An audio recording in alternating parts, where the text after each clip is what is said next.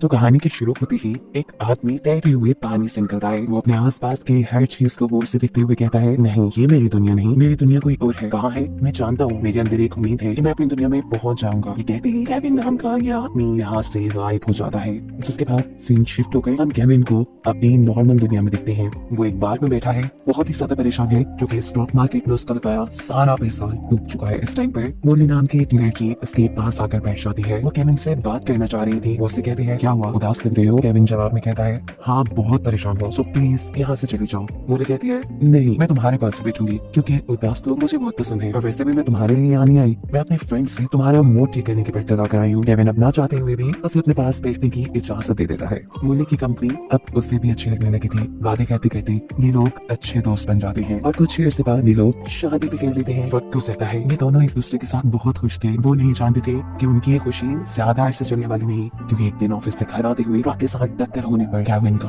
बुरी तरह एक्सीडेंट हो जाता है। उसे इस वक्त जब होश आया तो वो एक खाली रोड पे था, बिल्कुल जिंदा सलामत। वो इधर उधर देखता है, यहाँ एक बूढ़े आदमी के अलावा कोई नहीं था, ना कोई इंसान ना ट्रैफिक। वो उस बूढ़े आदमी से पूछता है, मेरा एक्सीडेंट हुआ था, मेरी गाड़ी कहाँ है, मेरा फोन, मुझे अपनी वाइफ को कॉल करनी है। और इस सब के जवाब में वो आदमी कहता है कि तुम ऐसा कुछ नहीं कर पाओगे केविन, क्योंकि तुम एक दूसरी दुनिया में हो। ठीक एक्सीडेंट के टाइम पे मैं तुम्हें वहाँ से निकाल कर यहाँ ले आया था। यहाँ खड़ा हुआ बूढ़ा इंसान अब केविन से अपना तारुफ करवाता है और कहता है, मैं बेनिफिक्टर, मेरा काम है लोगों को एक दुनिया से दूसरी दुनिया में शिफ्ट करना। ये बातें करते करते वो केविन को एक रेस्टोरेंट में बुलाया था। केविन कहता है, मुझसे मजाक करना बंद करो, मुझे मेरी दुनिया में वापस जाना है, तुम आखिर मुझे यहाँ लायक क्यों हो? बेनिफिक्टर कहता है, हाँ मैं तुम्हें इस दुनिया में इसलिए लेकर आया ताकि तुम भी मेरी तरह एक शिफ्टर बन जाओ। तुम्हारा काम होगा असली दुनिया से दुखी और गुस्से वाले लोगों को निकाल कर यहाँ इस दुनिया में ले आना। केविन जवाब में कहता है, मैं नहीं मानता कि ऐसा कुछ पॉसिबल है, मुझे प्रूफ दो। इस हमारे साथ वेट्रेस बैठी है, इसे रैप करके दिखाओ। बेनिफिक्टर कुछ भी बोले बगैर अपने हाथ पे बंधी हुई वॉच पे कुछ कोड दबाता है और ये लड़की यहाँ से गायब हो जाती है। सच्चाई जानने के बाद तो केविन भी घबरा चुका था। उससे कहता है, मुझे कोई शिफ्टर नहीं बना, प्लीज मुझे मेरी वाइफ के पास वापस भेज दो।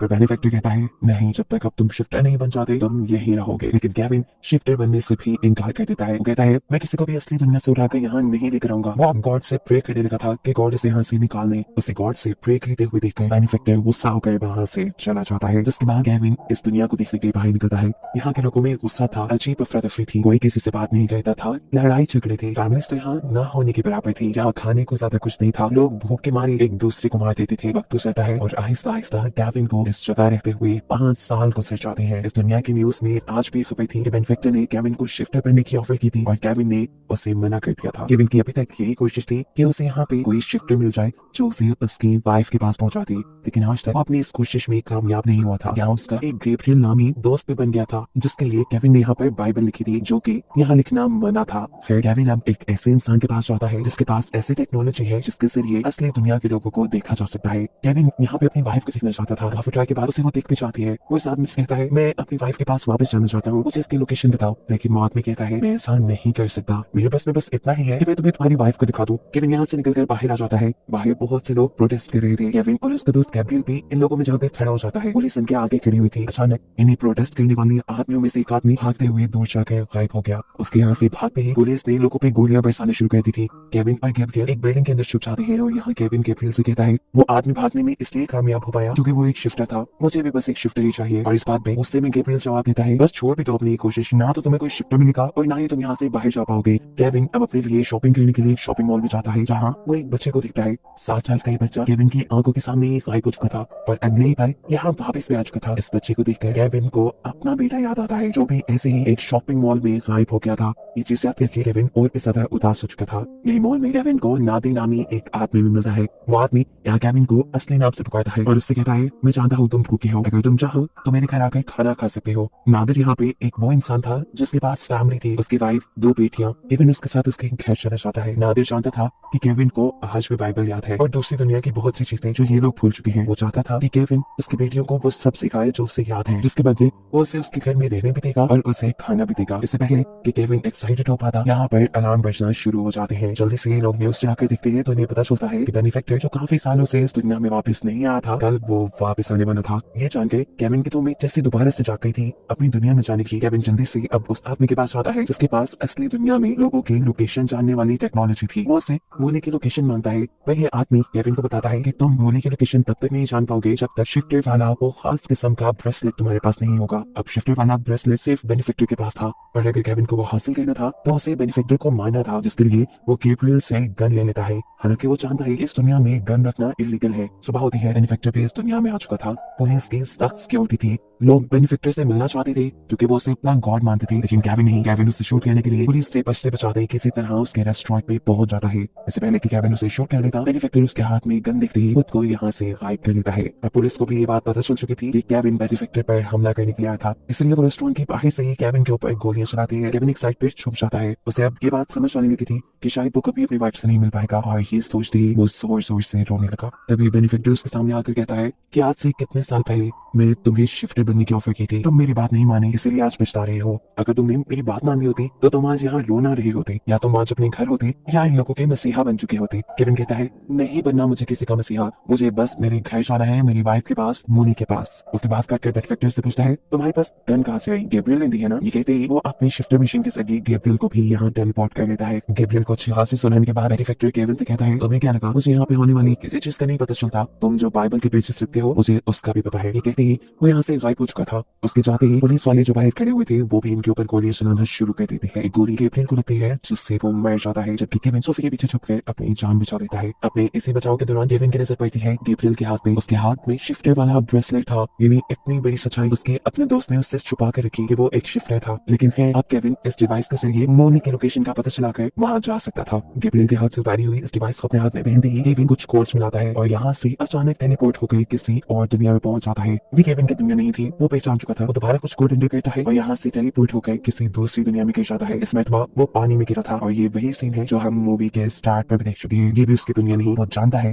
लेकिन वो अपनी वाइफ को ढूंढते हुए अपनी दुनिया में पहुंच जाएगा, उसे ये उम्मीद है। वो दोबारा कुछ कोड एंटर करता है और एक दूसरी दुनिया में टेलीपोर्ट हो जाता है। ये दुनिया किसी पागल खाने से कम नहीं थी और यहाँ पर डॉक्टर गैब्रियल था। उसे यहाँ पे गैब्रियल की कई वेरिएंट मिलते हैं जो पूरी तरह उसके पीछे पड़ चुके थे। वो इनसे बचते बचाते दूसरी तरफ जाता है तो यहाँ उसे रोती हुई एक लड़की दिखाई देती है। ये लड़की शायद उसने कहीं देखी थी। रोते हुए ये लड़की बताती है कि तुम्हारी वजह से आज मेरी जिंदगी यहाँ पे पागलों जैसी हो गई है। याद है ना तुमने ही बेनिफिक्टर से कहा था कि मुझे गायब करके दिखाओ, उसने मुझे टेलीपोर्ट करके यहाँ भेज दिया और आज तक मैं यहाँ पे हूँ। ये जानकर केविन को थोड़ा बुरा लगता है। वो टीना से अपनी की माफी मांगता है और अभी ये सब बातें कर ही रहा था वो कि यहाँ पर गैब्रियल के वेरिएंट्स आ जाते हैं जो उसे शूट करना शुरू कर देते हैं। इससे पहले कि केविन मर जाता वो दोबारा अपने डिवाइस पे कुछ कोड एंटर करके एक दूसरी दुनिया में टेलीपोर्ट हो जाता है। इस दुनिया में केविन को अपना ही दूसरा वेरिएंट नजर आ रहा था। ये कह लें कि उसका हमशक्ल। उससे में वो केविन से पूछता है तुम कौन हो और यहाँ कैसे आए? केविन को कुछ समझ नहीं आ रहा था, उससे माफी मांग रहा था और इसके दौरान वो दूसरा आदमी केविन के हाथ में वो डिवाइस देख लेता है। वो केविन से कहता है ये डिवाइस तुम्हें कहाँ से मिली? ये मुझे दे दो, इसके बदले तुम मुझसे जो चाहो मैं तुम्हें वो दूंगा। लेकिन केविन ये डिवाइस उसे देने से मना कर देता है क्योंकि उसे हर हाल में अपनी दुनिया में अपनी वाइफ के पास जाना था। इससे पहले कि अब वो सामने वाला आदमी केविन के ऊपर गोली चलाता, केविन दोबारा डिवाइस के ऊपर कुछ कोड एंटर करके उसी दुनिया में पहुंच जाता है जहाँ पे बेनिफिक्टर था। इस टाइम वो नादिर के घर पे गिरा था। वो देखता है कि नादिर पुलिस की गोलियों से जख्मी हो चुका है क्योंकि पुलिस को लग रहा था कि नादिर ने केविन को छुपाया है। मैं तो नादिर भी यहाँ अपनी वाइफ को एक उम्मीद देकर जाता है कि एक ना एक दिन वो जरूर यहाँ से निकल जाएगा। केविन अब बिना वक्त जाए किए उस आदमी के पास जाता है जिस आदमी के मॉनिटर केविन के पास मौजूद इस डिवाइस की मदद से उसकी वाइफ की लोकेशन उसे बता सकते थे। जितने में वो आदमी केविन की मदद करने के लिए मोली की लोकेशन ढूंढ रहा था, इतने में पुलिस वाले भी केविन को ट्रैक करते हुए यहाँ पर आ चुके थे। वो बस केविन को अरेस्ट करने वाले थे, पर उससे पहले ही केविन का साथी केविन को मोली के लोकेशन का कोड बता देता है। जिस कोड को एंटर करते हुए पुलिस के अरेस्ट करने से पहले ही केविन मोली के पास अपनी असल दुनिया में पहुंच चुका था। मोली जो इस टाइम मॉल में थी वो भी इतने सालों बाद केविन को यहाँ पे देखकर हैरान थी। हैरान होने के साथ साथ गुस्सा भी। वो केविन से कहती है तुम्हें याद है तुम मुझे अकेला छोड़ गए थे? केविन कहता है नहीं, मैंने तुम्हें कभी नहीं छोड़ा। वो अपने हाथ में पहनी हुई अपनी वेडिंग रिंग उसे दिखाता है और कहता है कि जितने भी साल मैं तुमसे दूर रहा तुम्हारी याद में रहा, मैं तुम्हारे पास आने की कोशिश करता रहा मोली, मेरी बात का यकीन करो। लेकिन इस टाइम मोली उससे कहती है कि तुम जहाँ से आए हो वहाँ वापस चले जाओ क्योंकि मैंने अब दूसरी शादी कर ली है। केविन ये सुनकर टूट सा गया।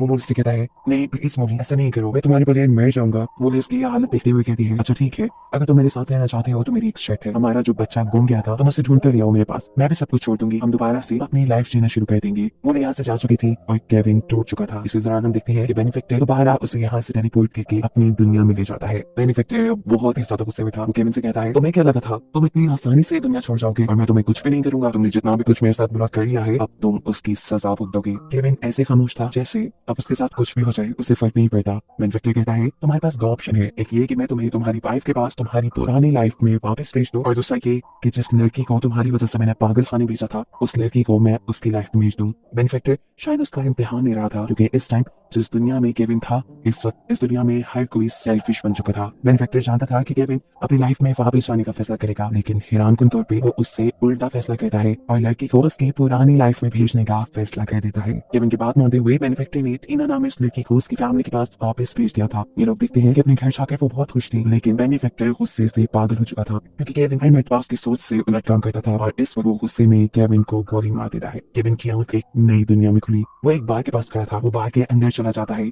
जहाँ उसे अपनी वाइफ मूली बैठी दिखाई देती है। केविन को ये चांस लग रहा था। वो मूली के पास जाता है और उससे पूछता है, उदास लग रही हो, क्या हुआ? केविन की तरफ मुंह करते हुए मूली कहती है, 18 घंटे की शिफ्ट की है, अभी घर भी जाना है, थक गई हूँ। अब ये लोग बातें ही कर रहे थे कि अचानक मूली के पास उसकी बेटी की कॉल आ जाती है और इससे केविन को पता चलता है कि इस दुनिया में मूली मैरिड है। उसके फोन कट करते ही वो मूली से पूछता है, क्या तुम मैरिड हो? मूली कहती है, हाँ, पर मैं अब अपने हस्बैंड के साथ नहीं रहती। ये सुनकर तो उसकी खुशी का ठिकाना ही नहीं रहा था। वो यहाँ मूली से बातों में दोस्ती कर लेता है और फिर चाय के लिए भी इनवाइट करता है। ऐसे ही कुछ अर्से बाद इनकी शादी भी हो जाती है। केविन और मूली दोबारा से एक हैप्पी लाइफ जीने लगे थे। कहानी के आखिर में केविन बताता है, मैं जानता हूँ कि ये मेरी दुनिया नहीं है, लेकिन मैं इस दुनिया में एडजस्ट कर लूंगा, क्योंकि इस दुनिया में मेरे साथ दोबारा मेरी वाइफ मूली है। जो बताते हुए ये कहानी यहीं खत्म हो जाती है।